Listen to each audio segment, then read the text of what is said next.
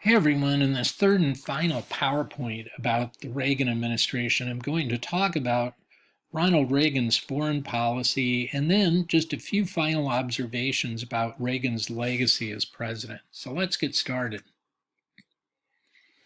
One of the characteristics of the Reagan administration was that it vastly increased defense spending. Eric Foner talks about this too.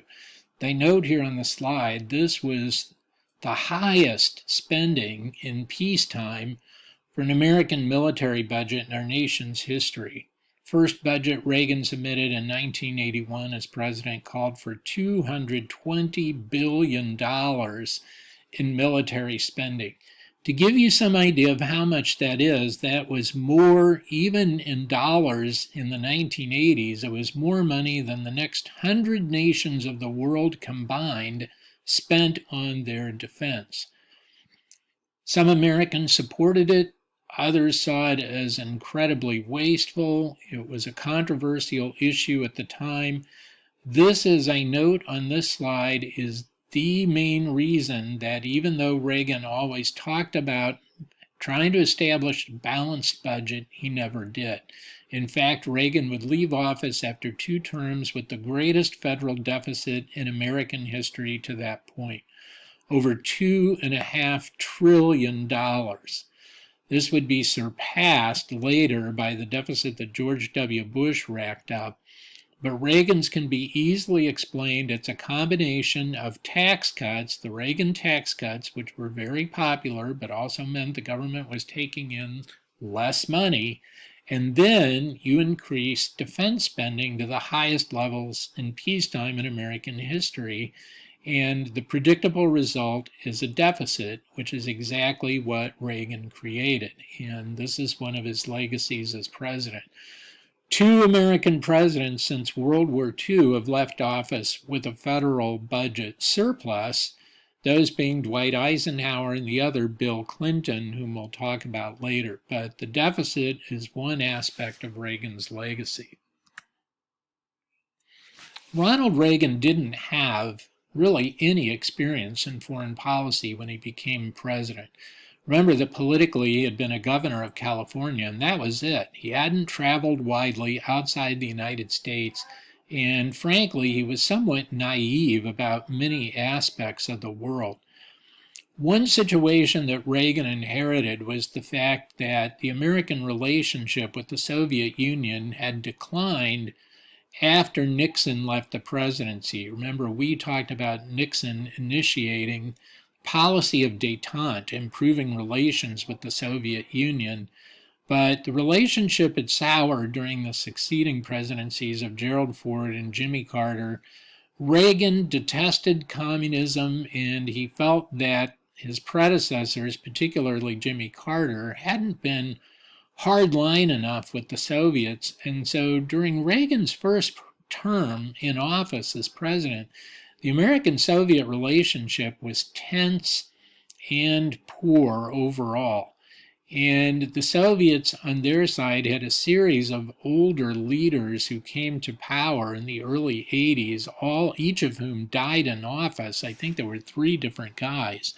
And so that worked against establishing any sort of working relationship with a particular, Soviet counterpart by Reagan too. So it's not until Reagan's second term in 1985 when a younger, reformist, communist leader comes to power in the Soviet Union, Mikhail Gorbachev. Gorbachev begins writing Reagan. So their initial contact is through correspondence, through letters. And that leads to phone conversations and then a series of meetings that led to a steady improvement in the relationship during Reagan's second term in office.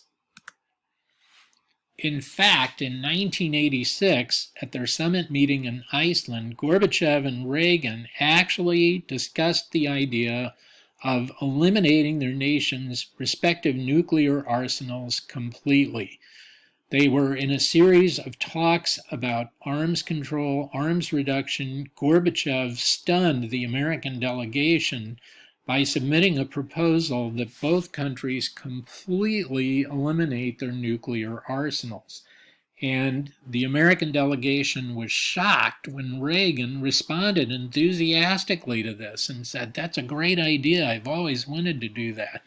So they actually start discussing how to implement this, but it falls apart because Reagan refused to give up the development of space-based weapons systems. During the Reagan administration, these sorts of weapon systems were in their infancy. Space-based weapons, there was this fantasy that we were going to develop some type of super-powered laser based in outer space that would shoot down any incoming missiles. We've spent $1 bazillion on this since then. It's never worked. But Reagan didn't want to give this up. He argued that these were defensive in nature, and Gorbachev understandably argued the other way, that, well, we view them as potentially offensive in nature that could be used against us. And so it's incredible that the leaders of the two superpowers on the planet and the two largest nuclear arsenals in the world are sitting here talking about eliminating nuclear weapons completely, and they couldn't come to an agreement. A lost opportunity for the planet and humans. But a year later, Reagan and Gorbachev conclude what's known as the INF Treaty, the Intermediate Nuclear Forces Treaty, that started the process of reducing certain types of nuclear weapons. So this was building on measures that the Nixon administration had taken. You remember me talking about, and you read in Eric Foner, how the Nixon administration had reached historic arms control agreements with the Soviet Union that limited certain types of nuclear weapons. Well, the INF Treaty actually starts the process of reducing them, eliminating them, rather than just capping the number that you can have. This meant actually dismantling thousands of missiles of particular types. It's the most important foreign policy achievement of the Reagan administration. To wrap up on Reagan's foreign policy, I want to say a few things about the complicated Iran-Contra scandal. This was something that persisted through Reagan's second term and tainted his legacy. Eric Foner talks about this, but I want to highlight a few things because it's extremely confusing. At its base, this involves multiple illegal operations. First, the sale of American missiles to the country of Iran through Israel, which was prohibited because of the deterioration in the American relationship with Iran. American weapons sales to Iran were illegal by congressional action. And then the Reagan administration illegally uses those funds to support an anti-government rebel group in the small Central American nation of Nicaragua, the Contras. This was illegal also, and I'm going to talk about why. So Nicaragua was a country for a long time that had been ruled by a corrupt right-wing military government under the control of a single family for decades. And there was a political revolution in the early 80s, and in 1984, in an open multi-party election, Nicaraguans elected Daniel Ortega as their new president. Ortega was a Marxist, and he represented a Marxist party in Nicaragua, the Sandinistas. And one of their platforms was land reform, redistributing land to peasants in Nicaragua. Nicaragua is a country historically that a wealthy minority had controlled the vast majority of land in the country. So the Reagan administration was hostile to Ortega because of him being a Marxist. They saw this as a way that the Soviet Union was going to get a foothold in the Western Hemisphere, and refused to accept the results of this election and supported an opposition guerrilla group, the Contras. Reagan called the Contras, as I mentioned here, the equivalent of our founding fathers, which was absolutely ridiculous. The Contras were guilty of numerous atrocities in Nicaragua, and in response to that, Congress passed legislation prohibiting any funding for the Contras.